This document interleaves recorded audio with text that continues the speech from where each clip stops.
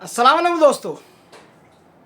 जैसे कि आपको टाइटल से और थंबनेल से पता चल ही गया होगा कि आज का हमारा वीडियो एक माफ़ीनामा है। शेख आसिफ साहब मुझे माफ़ कर दें, इस ताल्लुक़ से ये मेरा वीडियो है। तो चलिए बिना टाइम गवाए वीडियो को शुरू करते हैं। तो मैं हूँ फैयाज़ अहमद अंसारी और आप देख रहे हैं फैयाज़ ब्लॉगर चैनल। और आज के जो वीडियो है इसमें मैं जो है शेख आसिफ साहब से माफ़ी मांगना चाहता हूँ कि इतने दिनों से मैंने कई वीडियोस बनाई है जिसमें मैंने बाकायदा जो है कभी नाम लेकर या कभी बगैर नाम लिए या कभी फ़ोटोज़ के ज़रिए या कभी डायरेक्टली कभी इनडायरेक्टली बहुत सारी ऐसी बातें की हैं। हो सकता है उससे शेख आसिफ साहब का दिल दुखा हो। सच्चाई कहने में और सच के कड़वा होने में कोई शक नहीं है, पर इससे अगर किसी की दिल आज़ारी होती है तो ये कहीं तक सही नहीं है। मैंने ये सोचा कि कहीं ऐसा ना हो कि यौम आखिरत में मैदान हश्र में मेरी अल्लाह तबारक व तआला पकड़ करे कि तूने सच कहने के चक्कर में किसी का दिल दुखा दिया। और इसलिए मैंने सोचा कि ये वीडियो ज़रूर बनाना चाहिए।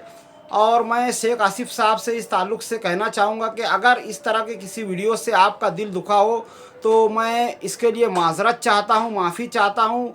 मेरा इंटेंशन बिल्कुल भी ये नहीं था कि मैं आपका दिल दुखाऊं, बस मैं ये चाहता था कि मैं आवाम को सच्चाई बता सकूं और कुछ नहीं। और इस सच्चाई बताने के ताल्लुक़ से शेख आसिफ साहब के अलावा और किसी भी फ़र्द का अगर मुझसे मेरी बातों से दिल दुखा हो तो मैं इसके लिए दिल से माफ़ी मांगता हूँ। और मैं ये चाहता हूँ कि आप लोग भी मुझे इस ताल्लुक़ से माफ़ कर दे। और इस वीडियो से कुछ लोग उल्टा मतलब लेकर ये ना समझें कि यार मैं जो है सच के बारे में बोलना बंद कर दूंगा या किसी और ताल्लुक़ से डर जाऊंगा। ऐसा कुछ भी नहीं है। मैं जैसा हूँ मैं वैसा ही रहूँगा और वैसी ही वीडियोस वगैरह मैं बनाता रहूँगा। पर इस ताल्लुक़ से अगर मेरे मुंह से कोई ऐसी बात निकलती है, क्योंकि मैं जो है इंसान हूँ, खुदा तो हूँ नहीं, और इंसान जो है गलतियों का पुतला होता है। तो मेरे मुंह से अगर कोई ऐसी बात निकलती है जो किसी वजह से किसी का दिल दुखाए तो बेशक मैं अपनी गलतियों को तस्लीम करके माफ़ी मांगने में शर्म महसूस नहीं करूँगा।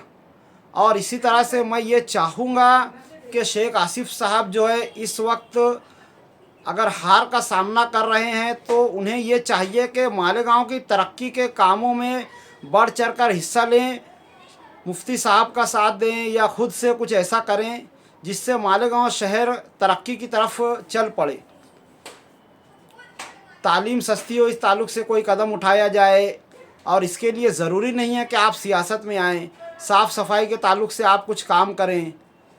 और इस तरह से जो भी भीड़ भाड़ ले करके ये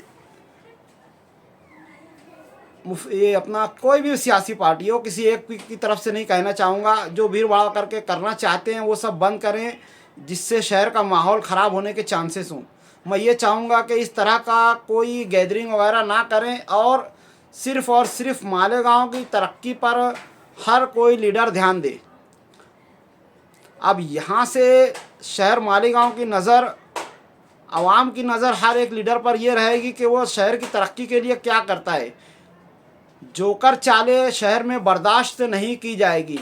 कोई भी लीडर अगर इस तरह से गर्दी करके अपनी वाहवाही करवाता है या अपने मानने वालों का शुक्रिया अदा करके जो भी प्रोग्राम वगैरह करता है, मैं चाहूँगा ये सब बंद करें।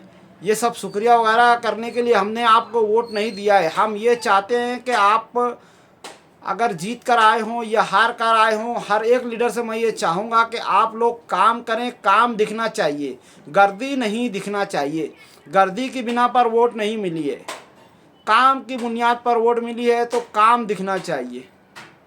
शहर में आम आदमी के ताल्लुक़ से कुछ ऐसे बड़े फ़ैसले होने चाहिए जिससे शहर के आम आदमी की आमदनी बढ़े, महंगाई के हिसाब से आमदनी बढ़े। महंगाई कैसे कम हो इस पर बात हो, तालीम किस तरह से सस्ती हो इस ताल्लुक़ से बात हो, प्राइवेट स्कूल में जो लूटा जा रहा है, तुलबा के सरपरस्तों को बार बार पैसे वगैरह मंगवाए जा रहे हैं, ये सब कैसे बंद हो इस ताल्लुक़ से देखा जाए। और बच्चों की तालीम और तरबियत का लेवल हाई कैसे हो इस ताल्लुक़ से शहर के लीडरान को चाहिए कि काम करें। मैं पूना में आज से 7 साल पहले था, तो वहाँ पर अल्हम्दुलिल्लाह इस तरह के काम हुआ करते थे। मेरी बच्चियाँ सरकारी स्कूल में तालीम हासिल करती थी और वहाँ के जो सियासी रहनुमा थे हर हफ्ता बाकायदा स्कूल में जा कर के बच्चों का तालीमी लेवल चेक करते थे, उनसे सवालात वगैरह करते थे और टीचर्स से सवालात वगैरह करते थे और बच्चों से पूछते थे कि किस तरह की तालीम दी जा रही है और उनको बाकायदा पढ़ा करके देखते थे सियासी रहनुमा कि यहाँ पर तालीम कैसी है। उसके अलावा जब सर्दियाँ आती थी तो बच्चों को स्वेटर मिलते हैं। और सरकारी स्कूलों का यह हाल है, प्राइवेट का तो पता नहीं क्योंकि प्राइवेट में मेरे बच्चे पढ़ नहीं रहते वहाँ पर पूना में। सरकारी स्कूलों का यह हाल है कि बारिश में बच्चों को सियासी रहनुमाओं की तरफ से रेनकोट मिला करते थे और बीच में भी बयाज़ें और किताबें बार बार तकसीम की जाती थी, क्योंकि वहाँ के रहनुमाओं को पता था कि एक बयाज़ मिलने पर वो बयाज़ जो है ऐसा नहीं है कि साल भर में ख़त्म नहीं होगी, वो भर जाए तो दूसरी बयाज़ के लिए बाकायदा सियासी रहनुमा वहाँ पर किताबें बयाज़ें तकसीम किया करते थे और बग़ैर वीडियो बनाए तकसीम किया करते थे। इसी तरह ठंडी आई तो स्वेटर, बारिश आई तो रेनकोट वगैरह मिला करते थे। तालीमी लिहाज से बच्चों को कुछ ना कुछ हर हफ्ते मिला करता था, नहीं कुछ तो हर हफ्ते में एक बार कम से कम वो घर में कुछ बाल्टी कुछ बर्तन वगैरह लेकर आते थे जिस पर उस सियासी रहनुमा की तस्वीर बनी होती थी। और ये बर्तन वगैरह जो है कहा जाता था कि अपने घर में अपने माँ बाप वगैरह को दे देना।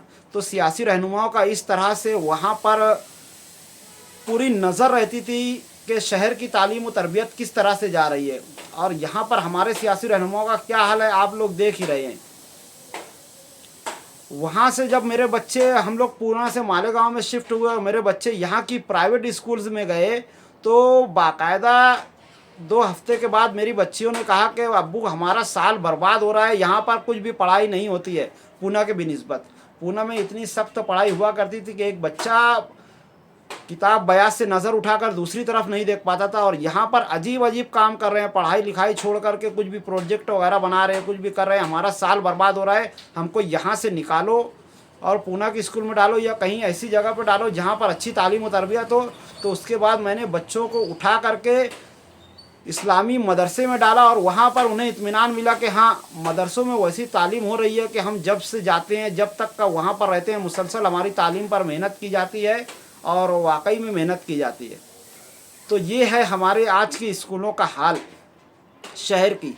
और इस ताल्लुक़ से मैं कहूँगा कि सियासी लीडरान को ये समझना चाहिए कि अगर वोट दे करके आम आदमी ने लाया है तो आम आदमी के मसाइल में तालीमी मसाइल सबसे ज़्यादा ज़रूरी है। एक मज़दूर का बच्चा, एक गरीब का बच्चा अगर स्कूल में जाता है, फिर चाहे प्राइवेट हो या सरकारी स्कूल हो, वहाँ पर सियासी लीडरान को पहुँचना चाहिए और देखना चाहिए कि किस तरह से बच्चों को तालीम वगैरह दी जा रही है। बहुत ज़रूरी चीज़ है कि शहर का मालेगांव, शहर के आवाम जो है तालीम की तरफ तवज्जो दे, लीडरान तवज्जो दें, माँ बाप तवज्जो दें, असातिज़ा तवज्जो दें, बच्चे तवज्जो दें, ताकि हमारा शहर तालीमी मैदान में आगे आए। तो आज की वीडियो में इतना ही। और मैं एक बार फिर कहना चाहूँगा कि अगर मेरी वीडियो से किसी का दिल दुखता है तो पता नहीं, ज़िंदगी का कोई भरोसा नहीं है, कब किसका वक्त है। मैं ये नहीं चाहूँगा कि मैदान हश्र में मुझे किसी का हिसाब देना पड़े, इसलिए मैं जो है माजरत चाहता हूँ शेख आसिफ साहब से और हर एक सियासी रहनुमा और हर एक सेठ हजरात से कि अगर मेरी वीडियो से किसी का दिल दुखा हो तो मैं इस ताल्लुक़ से माजरत ख्वाह हूँ। पर मैं सच्चाई का साथ नहीं छोड़ूंगा और सच बात की वीडियोस बनाता रहूँगा। तो आज की वीडियो में इतना ही, मिलते हैं अगली वीडियो में, तब तक के लिए खुदा हाफिज़। अस्सलामु अलैकुम वरहमतुल्लाहि वबरकातुहू।